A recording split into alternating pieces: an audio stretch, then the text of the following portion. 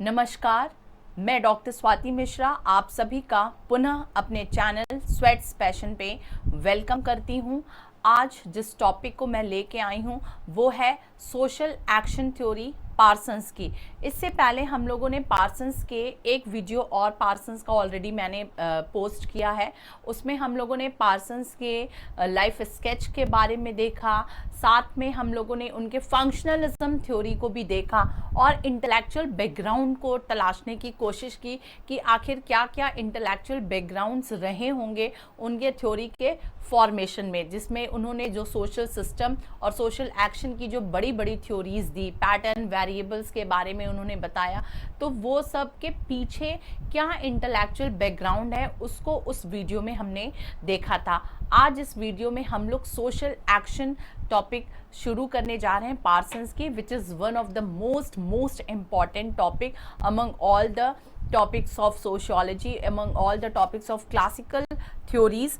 तो चलिए स्टार्ट करते हैं ये वीडियो। उससे पहले आप सभी से निवेदन है कि अगर आपने मेरे चैनल को सब्सक्राइब नहीं किया है तो प्लीज़ मेरे चैनल को सब्सक्राइब कर दीजिए, लाइक, कमेंट्स और बाकी चीज़ों को करते रहिएगा। तो चलिए आज हम लोगों को जो टॉपिक पढ़ना है पार्सन्स के सोशल एक्शन की थ्योरी को, उसको स्टार्ट करते हैं। सबसे पहले आप यहाँ देख रहे हैं सोशल एक्शन की थ्योरी पार्सन्स की। उसके पहले मैंने ऑलरेडी बता दिया है कि अगर हमें इनके इंटेलेक्चुअल बैकग्राउंड को देखना है, हमें समझना है कि आखिर कौन कौन से रीज़न रहे होंगे इतनी बड़ी थ्योरीज बनाने के पीछे, आखिर इंटेलेक्चुअल क्या आधार रहा होगा, तो उसको जानने के लिए आपको उस वीडियो को देखना होगा, समझना होगा।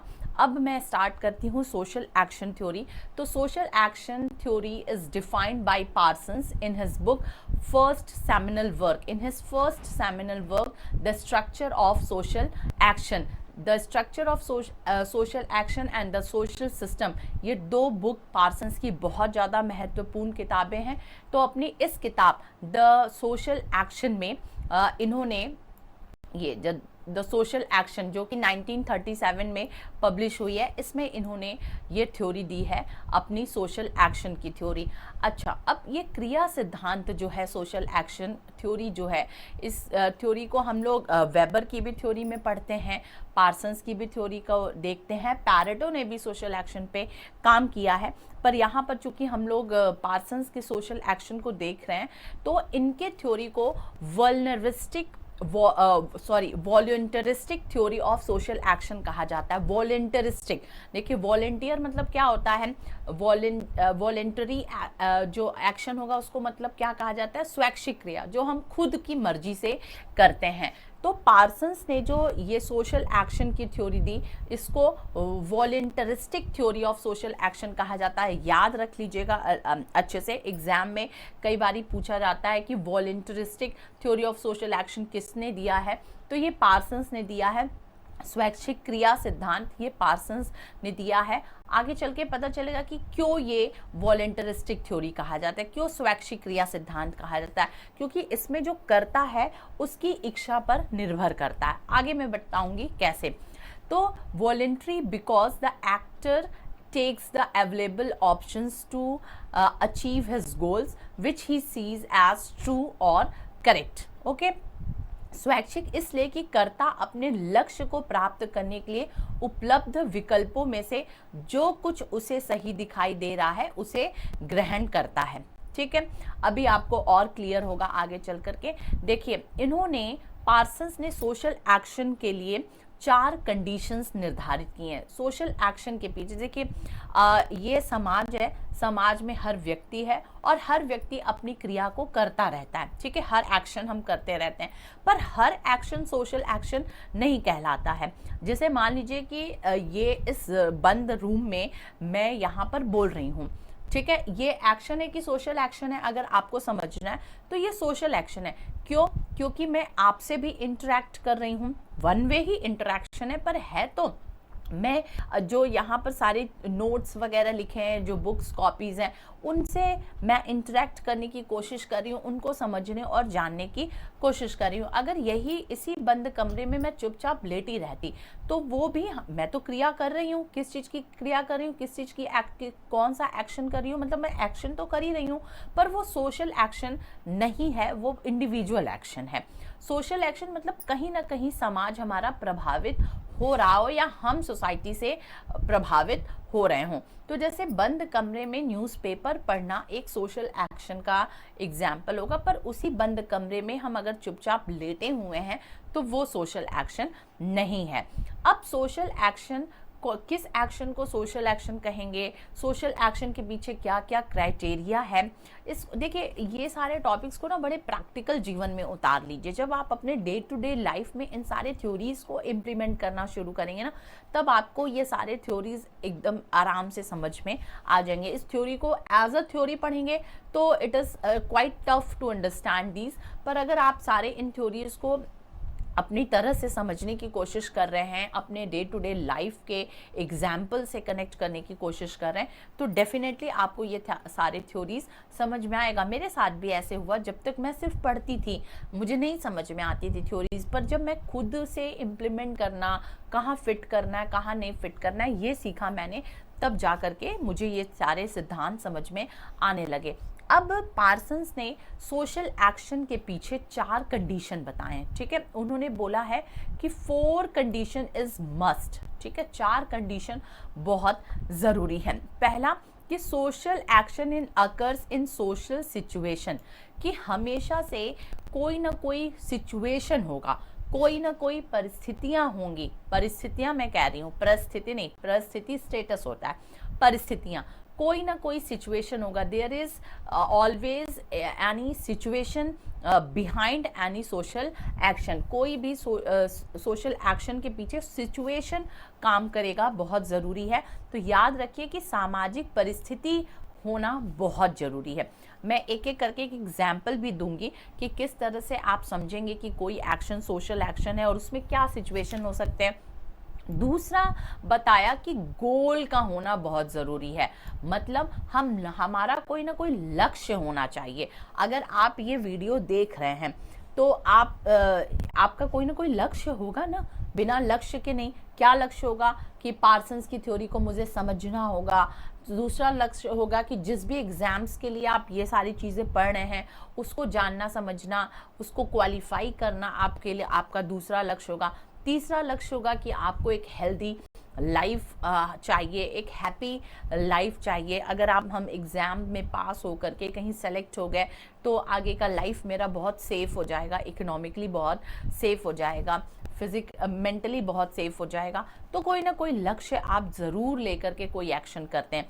तीसरा है कि कोई भी जो एक्शन है वो हमारे नॉर्म्स और वैल्यूज से रेगुलेट होते होंगे, मतलब आप जिस भी कल्चर के हैं, आप जिस भी सोसाइटी के हैं, आप जिस भी रिलीजन के हैं, आपकी जो भी फैमिली स्ट्रक्चर है, हर के अपने वैल्यूज़ होते हैं, अपने नॉर्म्स होते हैं। किसी वैल्यूज़ में क्या होता है कि हमारा पैर छूना अलाउ होता है, किसी के यहाँ पैर छूना अलाउ नहीं भी होता है, किसी के यहाँ स्मोकिंग ड्रिंकिंग बहुत कैजुअल सी चीज़ होती है, किसी के यहाँ ये बहुत बड़ी चीज़ मानी जाती है।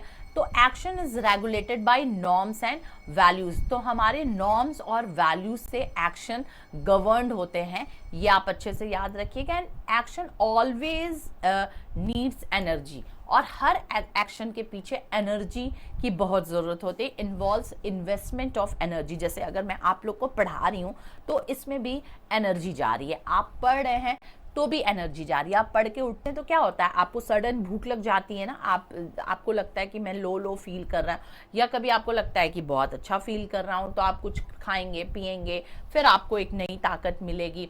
तो इस तरह से investment of energy, her action के पीछे एनर्जी का इन्वेस्टमेंट बहुत ज़रूरी है।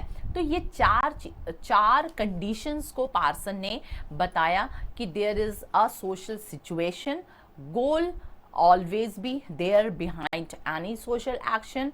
Action is always regulated by norms and values, and there is somehow investment of energy is also involved in any social action. तो ये 4 कंडीशन हम लोगों ने पढ़े। अब ये एक पार्सन्स के सोशल एक्शन का ये एक चार्ट है, आप इसको समझिए, बहुत अच्छे से समझ में आएगा। मान लीजिए कि कोई ये इंडिविजुअल है, ठीक है, ये कोई इंडिविजुअल है, मान लीजिए आप खुद ही हैं, ठीक है, और आपका कोई ना कोई लक्ष्य ज़रूर होगा ना, बिना लक्ष्य के तो आप कोई भी काम नहीं करेंगे, तो कोई ना कोई गोल ज़रूर होगा, और उस गोल को पाने के लिए आपके पास बहुत सारे मीन्स होंगे, बहुत सारे तरीके होंगे। मीन 1 होगा, मीन्स 2 होगा, मीन्स 3 होगा। मीन्स यहाँ पर मतलब क्या है, साधन से मतलब है कि आपके, जैसे मान लीजिए कि आप कोई भी एग्जाम की तैयारी कर रहे हैं जिसके लिए आप ये पार्सन्स थ्योरी पढ़ रहे हैं, लाइक यूपीएससी की तैयारी कर रहे हैं, या आप एमए का एग्ज़ाम देने वाले हैं, या आप बीए का एग्ज़ाम देने वाले हैं, या फिर आप नेट का एग्ज़ाम देने वाले हैं, सभी जगह पे ये पार्सन्स की थ्योरी है, ठीक है।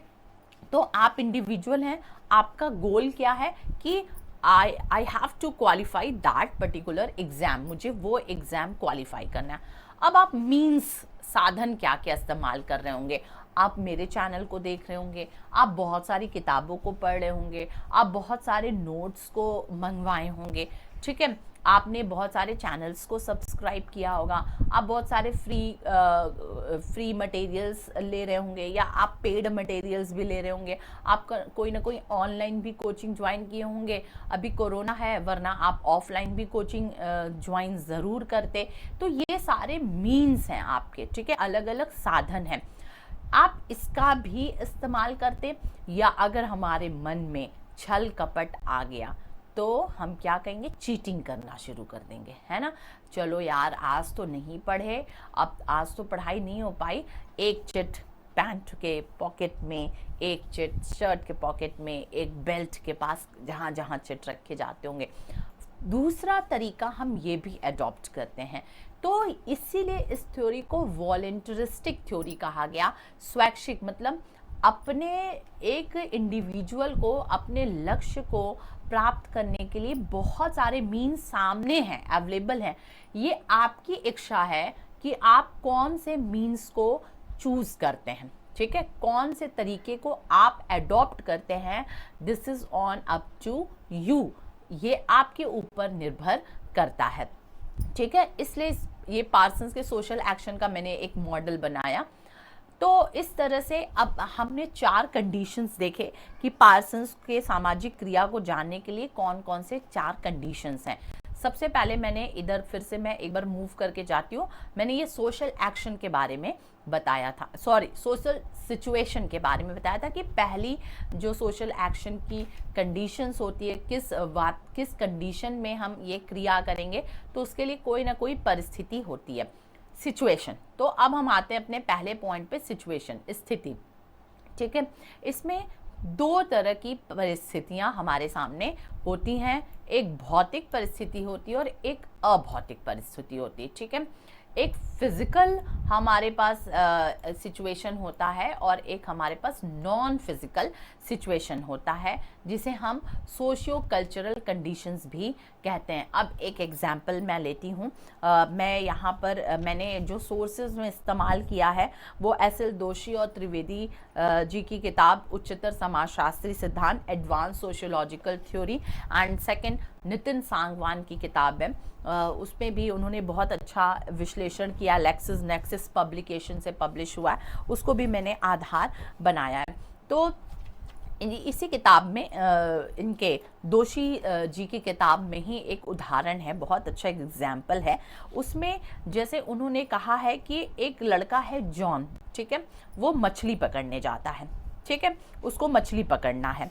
अब उसके पीछे उस मछली को पकड़ने जब वो निकलेगा तो उसके सिचुएशंस होंगी, स्थिति होंगी, कुछ फिजिकल स्थिति होंगी, फिजिकल कंडीशंस होंगी, जैसे जब वो घर से निकलेगा तो सड़क के नियमों का पालन करेगा, ठीक है, रेड लाइट आने पर रुकेगा, ग्रीन लाइट आने पे चलेगा, येलो पे थोड़ा सा एक्टिव हो जाएगा चलने के लिए। तो और जब जो रास्ते में राहगीर आएंगे, जो लोग मिलेंगे उसको रास्ते में, उसके हॉर्न बजाएगा क्योंकि वो गाड़ी से निकला है। तो ये सब स्थितियां जो हैं वो है सामाजिक सांस्कृतिक कंडीशन, ठीक है। ये सब नॉन फिजिकल एक्टिविटीज में आती हैं। तब आप बोलेंगे मैडम ये फिजिकल एक्टिविटीज क्या, फिजिकल सिचुएशन क्या। फिजिकल सिचुएशन तो आप जानते हैं कि हो सकता है कि बहुत धूप हो सकता है कि बारिश भी हो रही हो सकता है कि बड़ा सुहाना मौसम भी हो। तो ये सारे जो हैं वो फिजिकल कंडीशन है, ठीक है। और जो सोशियो कल्चरल कंडीशन है या जो नॉन फिजिकल कंडीशन है, मतलब जो एटिकेट्स वो अप्लाई कर रहा है, तो वो सारे सिचुएशन उसके नॉन फिजिकल सिचुएशन में आएंगे। तो ये पहला जो स्थिति होता है, पहली जो कंडीशंस होती है सोशल एक्शन की, वो होता है सिचुएशन, ठीक है। आपको समझ में आ गया। तो सिचुएशन मतलब कि जो भी एक्शन होगा वो किसी न किसी सोशल सिचुएशन से ही गवर्न होगा, कोई ना कोई परिस्थितियां जरूर होंगी, या वो फिजिकल कंडीशन सिचुएशंस होते हैं या फिर वो नॉन फिजिकल या सोशियो कल्चरल कंडीशंस हो सकते हैं। अब आगे हम लोग बढ़ते हैं सेकंड टॉपिक की तरफ, जो है मोटिवेशन, ठीक है। आगे अब इस ओर बढ़ते हैं, एक मिनट, ठीक है। सेकेंड टॉपिक है मोटिवेशन, अभिप्रेरण, जो मैंने यहीं पर बताया, ऊपर मैं फिर जा रही हूं कि गोल, ठीक है। मतलब कि जो लक्ष्य होता है हमारा, हम जो लक्ष्य निर्धारित करते हैं वो कहीं ना कहीं से मोटिवेटेड होकर के ही करते हैं। बिना मोटिवेशन के हम अपने लक्ष्य को निर्धारित नहीं कर सकते। इसलिए यहाँ पर लिखा है कि सेकंड कंडीशन जो होती है वो गोल होती है, हमारा लक्ष्य होता है, एंड एक्टर इज मोटिवेटेड। यहाँ पर जो कर्ता होता है वो समहाउ मोटिवेटेड होता है, कहीं ना कहीं से उसको अभिप्रेरण मिला ही है। अब जैसे पार्सन से that to perform any social activity many factors have to be considered. Parson का कहना है कि किसी भी सामाजिक क्रिया को करने के लिए कई कारकों पर विचार करना पड़ता है। कर्ता के हर क्रिया के पीछे कुछ न कुछ अभिप्रेरक होते हैं, जिसे पार्सन्स ने 3 कोटियों में विभक्त किया। उन्होंने कहा है कि there are some motivations behind every action, ठीक है। एक्टर के जो भी एक्शंस हैं उसके पीछे कोई ना कोई मोटिवेशन ज़रूर और ज़रूर होता है। बिना मोटिवेशन के हम कोई भी एक्शन नहीं। तो जब भी हम कोई सोशल एक्शन करते हैं तो उसके पीछे हमारा कोई ना कोई मोटिवेशन ज़रूर होता है। वही मैं यहाँ पर समझा रही हूँ कि मोटिवेशन बहुत ज़रूरी है, बिना मोटिवेशन के हम कोई काम नहीं कर सकते। अब जैसे मान लीजिए कि आप लोग IAS की तैयारी कर रहे हैं या नेट की तैयारी कर रहे हैं, तो आप किसी सक्सेसफुल इंसान को देखे होंगे, बहुत सारे मॉक इंटरव्यूज़ हमारे यूट्यूब चैनल्स पे रहते हैं, बहुत सारे दूसरे चैनल पे। आप कहीं ना कहीं से इंस्पायर्ड होते हैं ना कि काश मैं भी इसके जैसा क्वालिफाई कर लेता, काश मैं भी ऐसा कर पाती, काश मैं भी ऐसा कर लेता। तो आपको वो जो इसीलिए कहा जाता है ना, आपको ऐसे इंटरव्यूज़ देखने चाहिए, क्योंकि आपको मोटिवेशन मिलता है। आपको जितने मोटिवेशन मिलेंगे आप उतने ज़्यादा एक्शन को पॉजिटिव वे में ले जाएंगे। तो पार्सन्स का यही कहना है कि अपने लक्ष्य की प्राप्ति के लिए हमारे मोटिवेशन बहुत ज़रूरी है। और इस मोटिवेशन को उन्होंने 3 टाइप्स का बताया है। सबसे पहले बताया है कॉग्निटिव मोटिवेशन। कॉग्निटिव मोटिवेशन जिसको हिंदी में हम संज्ञात्मक अभिप्रेरण कहते हैं। कॉग्निटिव मोटिवेशन क्या होता है कि ये सीधे इंफॉर्मेशन जो है वो एक्टर के से एसोसिएटेड होता है, मतलब केवल क्रिया से जुड़ी सूचनाओं को कर्ता को देता है। यहाँ पर क्या है कि जो हमारे सीधे सीधे क्रिया हैं, जो भी हम एक्शन करने वाले, जैसे यूपीएससी की हम तैयारी करने वाले हैं या स्टार्ट कर दी हम यूपीएससी की तैयारी, तो जो भी क्रिया है उससे जुड़ी सूचना को सीधे सीधे कर्ता को देता है। जैसे कि यूपीएससी क्वालिफाई करेंगे तो हम जितने भी उसमें पोस्ट दिए गए हैं उनमें से किसी एक पोस्ट को तो हम ज़रूर पा जाएंगे और हम इकोनॉमिकली सेट हो जाएंगे, ठीक है। ये सीधा सीधा मोटिवेशन है। पहला तो सीधा सीधा मोटिवेशन है कि हम डिस्ट्रिक्ट मजिस्ट्रेट हो जाएंगे, या हम मतलब IAS हो जाएंगे, या IPS हो जाएंगे, या IRS हो जाएंगे, मतलब बहुत सारे सर्विसेज है उसमें, हम कुछ भी हो जाएंगे। या हम नेट और जेआरएफ पा जाते हैं तो हम इतने हमें स्कॉलरशिप मिलेगी, पीएचडी करना हमारा आसान हो जाएगा। और अगर आपके अंदर टीचिंग के गुण हैं तो आप सोचेंगे कि फिर मैं एलिजिबल हो जाऊंगी कहीं भी अप्लाई करने के लिए कि मुझे टीचिंग की जॉब मिल जाएगी। ये सीधा सीधा मतलब केवल क्रिया से जुड़ी सूचनाओं को कर्ता को देता है ये मोटिवेशन। दूसरा जो होता है कैथेटिक मोटिवेशन, ये हमेशा याद रखिएगा हमारे इमोशन से जुड़ा होता है। मतलब कि जो मैं एग्जाम्पल लेके चली थी जॉन के मछली पकड़ने वाला, वो एग्जाम्पल को मैं यहाँ पर डाल रही हूँ कि जॉन अगर मछली पकड़ेगा तो वो उसको शायद मछली पकड़ने का बहुत खुशी होगा कि मैं जाऊंगा, उसी बहाने मैं सैर सपाटा करूंगा, अपने दोस्तों के साथ कुछ क्वालिटी टाइम बिताऊंगा, फिर मैं एक मछली पकड़ूंगा। तो कुछ ना कुछ इमोशंस जो हमारे होते हैं, जैसे आप यूपीएससी के क्वालिफाई कर जाएंगे तो कितना मुझे ऑनर मिलेगा, सारे गांव में जिस शहर में हम रहते हैं ढोल नगाड़ों से हमारा सम्मान होगा, कितने मम्मी पापा मेरे खुश होंगे। तो ये जो कैथेटिक मोटिवेशन होता है ये इमोशन से जुड़ा होता है, ये हमेशा हमें इमोशंस देने की कोशिश करता है। और तीसरा जो इवैल्यूएटिव मोटिवेशन है, ये क्या काम करता है, ये इवैल्यूएशन का क्या काम करता है। इवैल्यूएशन का मतलब कि क्या हमारे लिए सही है और क्या हमारे लिए सही नहीं है। In these motivation actors evaluated that how much benefited they will get in the action he is doing, कि वो क्या काम कर रहा है उससे उसको कितना लाभ मिलेगा। अब देखिए जो यूटिलिटेरियन जो थ्योरी थी उसको यहाँ पर ले करके पार्सन्स ने इससे कनेक्ट करने की कोशिश की है कि हमें कितना लाभ मिलेगा, हम यूपीएससी क्वालिफाई कर देंगे तो मेरी लाइफ सेट हो जाएगी, मेरे भाई बहनों की लाइफ सेट हो जाएगी, मेरी फैमिली की लाइफ सेट हो जाएगी, जो मेरा अगर कोई पार्टनर है तो मेरी उसकी भी लाइफ सेट हो जाएगी। तो ये बेनिफिट्स जो हम देखने की तलाशने की कोशिश करते हैं तो ये भी हमें मोटिवेशन ही तो देता है ना। तो पार्सन्स ने 3 टाइप्स ऑफ मोटिवेशन बताए। Cognitive motivation which is directly connected to the actors, pathetic motivation which somehow connected with our emotions, and the last one is evaluative motivation which is connected to the benefits। ठीक है, हमें क्या benefits मिल रहा है उसको हम देखने की कोशिश करते हैं कि अब मेरे एक्शन से हमें क्या बेनिफिट मिलेगा क्या नहीं मिलेगा, हम उसको कोशिश करते हैं। तो ये तो था सेकेंड पॉइंट मोटिवेशन का। आपको समझ में भी मेरे ख्याल से आपको अच्छे से समझ में आ गई होंगी ये सारी चीज़ें। अब थर्ड पॉइंट मैंने बताया था ऊपर ही कि पार्सन्स ने, फिर से मैं स्क्रॉल अप करके ऊपर जा रही हूँ, कि पार्सन्स ने तीसरे कंडीशन में नॉर्म्स एंड वैल्यूज़ बताए थे कि किसी भी एक्शन को करने के लिए हमारे नॉर्म्स और वैल्यूज़ बहुत गवर्न करते हैं हमारे एक्शन को। आपके जैसे मूल्य होंगे, जैसे आपके प्रतिमान होंगे, आप उसी तरह के क्रिया को करेंगे। ठीक है, जैसे before performing any action individuals must also see the value associated with it, कि वो देखता है कि किसी भी क्रिया को करने से पहले कर्ता उससे जुड़े मूल्य को भी ज़रूर देखता है कि मुझे पता है कि मैं अगर चीटिंग कर लूँगा तो मुझे इतना लाभ मिल जाएगा। ठीक है, पर फिर हम अपने वैल्यू को देखेंगे ना, हम अपने वैल्यू को तलाशने की कोशिश करेंगे। मतलब हमारे वैल्यूज़ क्या हैं, मैं ट्राई कर रही हूँ इससे लिखने की, हमारे वैल्यूज़ क्या हैं, हम ये कोशिश करेंगे देखने के पीछे, अपने हर एक्शन को करने के पीछे। तो पार्सन से दैट कि an actor sometimes its individual or groups values pursued on them। Parsons कहते हैं कि कर्ता के ऊपर उसके व्यक्तित्व और समूह के मूल्यों का दबाव रहता है, उसके खुद के व्यक्तित्व का और जिस समूह से वो जुड़ा होता है। अब देख लीजिए कि अगर चोर का ग्रुप है तो उसके वैल्यूज़ अलग होंगे, जेंटलमैन का ग्रुप्स है उनके वैल्यूज़ अलग होंगे, टीचिंग कम्युनिटी है उनके वैल्यूज़ अलग होंगे, और दूसरे पुलिस होंगे उनके वैल्यूज़ अलग होंगे, साइंटिस्ट होंगे उनके वैल्यूज़ अलग होंगे।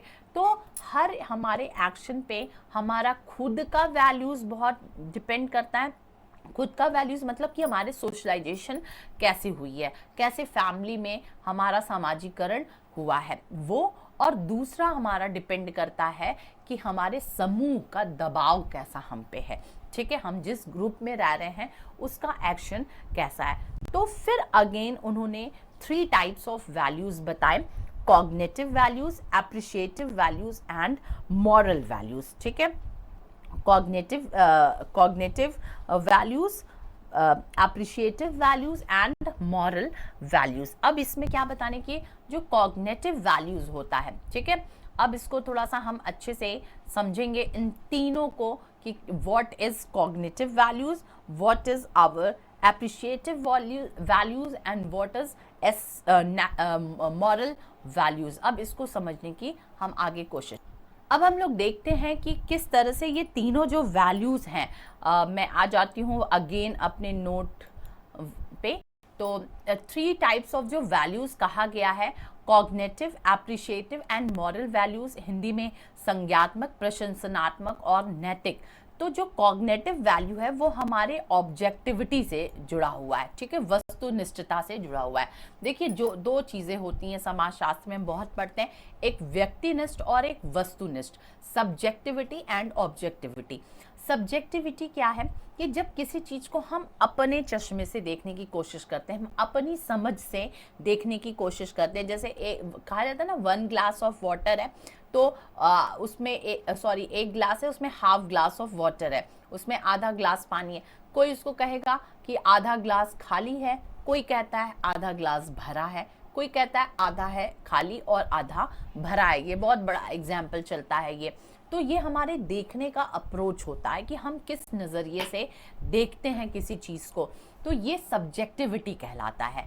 ऑब्जेक्टिविटी हम किसको कहते हैं, जब अपना नज़रिया हटा करके जो चीज़ जैसी है वैसा ही देखने की कोशिश करे तो वो ऑब्जेक्टिविटी कहलाती है, ठीक है। तो यहाँ पर जो टाइप्स ऑफ वैल्यूज में है ऑब्जेक्टिविटी, इसमें व्यक्ति क्रिया के स्तर का वस्तुनिष्ठता से मूल्यांकन करता है। मतलब यहाँ पर हम कोई भी चीज हमारे सामने है जैसी है हम उसका मूल्यांकन वैसा करेंगे, हम उसमें अपना पॉइंट ऑफ व्यू, अपना अंडरस्टैंडिंग नहीं डालेंगे। दूसरा जो एप्रिशिएटिव वैल्यूज है, ये एप्रिसिएशन बाय सोसाइटी, ये मूल्य वे हैं जिनके लिए व्यक्ति, समूह और समाज प्रशंसा करता है, ठीक है, एप्रिशिएटिव नाम से ही समझ में आ रहा है। और तीसरा जो नैतिक है, मॉरल वैल्यूज है, इन मूल्यों का संबंध नैतिकता से जुड़ा होता है, क्या गलत है क्या सही है। नैतिकता से जब चीजें जुड़ के आ जाती हैं तो ये नैतिक मूल्य हैं। तो हमारे एक्शन में ये सारे वैल्यूज दिखाई देते हैं। कभी हम ऑब्जेक्टिविटी की तरह काम करते हैं, मतलब कॉग्निटिव वैल्यूज देखते हैं कि जो चीज जैसा है बस हमें उसका वैसा ही अध्ययन करना या वैसा ही उसको पाना है। दूसरी चीज कि हम एप्रिसिएशन के वैल्यूज पे आ जाते हैं कि हमारे अंदर जब सोसाइटी किसी चीज का एप्रिसिएशन करने लगती है वो वैल्यू हमारे अंदर काम करने लगता है।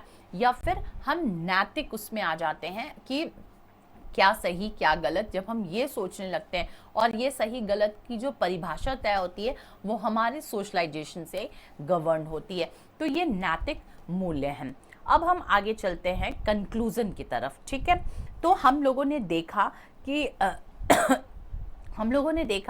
कि 4 चीज़ें सोशल एक्शन में बहुत ज़्यादा इम्पॉर्टेंट थी। क्या इम्पॉर्टेंट थी कि social action occurs in social situation, goal is very important, action is regulated by norms and values and involves investment of energy। तो चौथे पॉइंट को यहाँ पर बहुत समझाना ज़रूरी नहीं है क्योंकि 4th point involvement of energy की बात करता है, जो आप सभी को पता है कि एनर्जी का इन्वॉल्वमेंट कैसे होता है। तो फिर अब आगे चलते हैं हम अपने कंक्लूजन पे कि कंक्लूजन क्या निकल करके सामने आया। तो मेरे ख्याल से आपको सोशल एक्शन थ्योरी बहुत अच्छे से समझ में आ गई होगी। तो कंक्लूजन में आप कैसे लिखेंगे, जब भी अपने आंसरिंग को हम करते हैं तो कंक्लूजन को हम देखते हैं। तो कंक्लूजन में है कि according to Parsons an actor is goal seeking individual, कोई भी जो एक्टर होता है वो हमेशा गोल सीकिंग इंडिविजुअल होता है, लक्ष्य को लेकर के चलता है। जैसे आज इस वीडियो को बनाने के पीछे मेरा लक्ष्य क्या है कि जितने भी मेरे सब्सक्राइबर हैं, भाई चैनल बनाने वाला ये तो चाहेगा कि सब्सक्राइबर बढ़ते चले, तभी तो हम अपील भी करते हैं, क्योंकि हम इतनी मेहनत करते हैं तो उसको देखने वाले लोग भी होने चाहिए। तो पहला तो हमारा भी लक्ष्य है। दूसरा हमारा लक्ष्य है कि जितने भी हमारे सब्सक्राइबर, जो भी हमारे प्यारे स्टूडेंट्स हैं, उनको ये थ्योरी समझ में आए। मेरी पूरी कोशिश रह रही है कि मैं आपको ये समझा सकूं अब इस सोशल एक्शन की थ्योरी को, पार्सन्स के। तो दूसरा इन्होंने बताया कि according to Parson, actor is goal seeking individual. एक एक्टर हमेशा गोल सीकिंग इंडिविजुअल होता है, हमेशा लक्ष्य को लेकर चलता है, विथ ऑल्टरनेटिव मीन्स, बहुत सारे तरीके अडॉप्ट करता है। देखिए मैं भी कितने कितने तरीकों से मैं अपना वीडियो बनाती हूँ, ऑडियो बनाती हूँ, OBS से बना रही हूँ। तो बस क्या है मेरा कि आपको चीज़ें समझ में आए। तो एक लक्ष्य है, पर उसके लिए मैंने बहुत सारे मीन्स अडॉप्ट किए, मैंने बहुत सारे एग्जाम्पल्स को दे करके आपको समझाने की कोशिश की। तो ये चीज़ है those goals and influenced by two factors। Okay, तो इन्होंने बताया कि पार्सन्स के अनुसार कर्ता अपने लक्ष्य प्राप्ति हेतु उपलब्ध साधनों में से किसी भी साधन का चुनाव करता है और 2 कारकों से प्रभावित होता है। आपको पता है कि कौन सा कारक है? तो एक मोटिवेशन है और एक वैल्यूज है। मैं यहाँ पर कोशिश करती हूँ एक लिखने की, जैसे मान लीजिए ये इंडिविजुअल है, ठीक है, आई, ठीक है, ये इंडिविजुअल है, ओके, और ये क्या है? उसका गोल है, ये लक्ष्य को उसको जाना है यहां तक, ठीक, ओके। अब उसको क्या क्या चाहिए?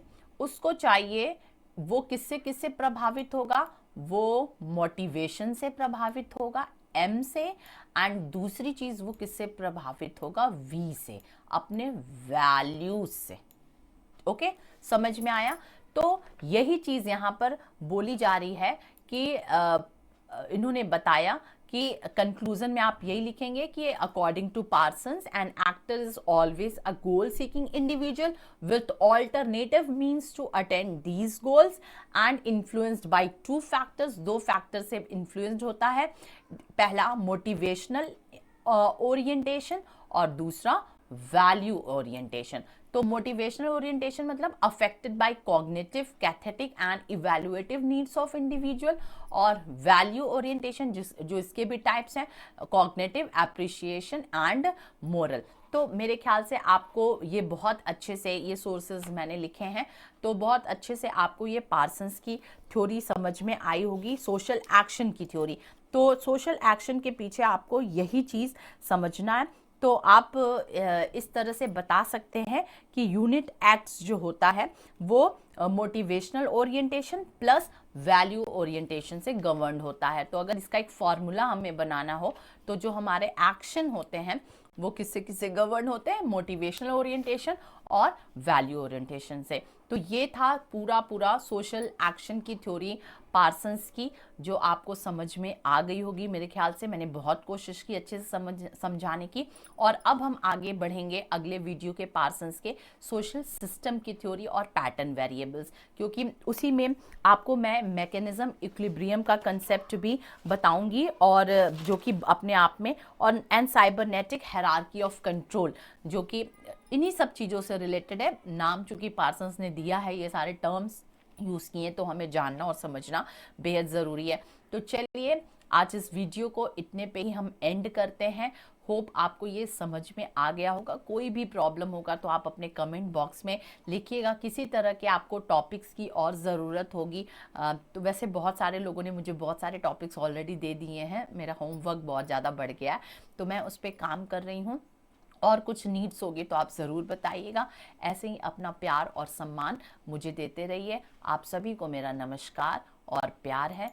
तो सुरक्षित रहिए, खुश रहिए, मस्त रहिए, स्वस्थ रहिए।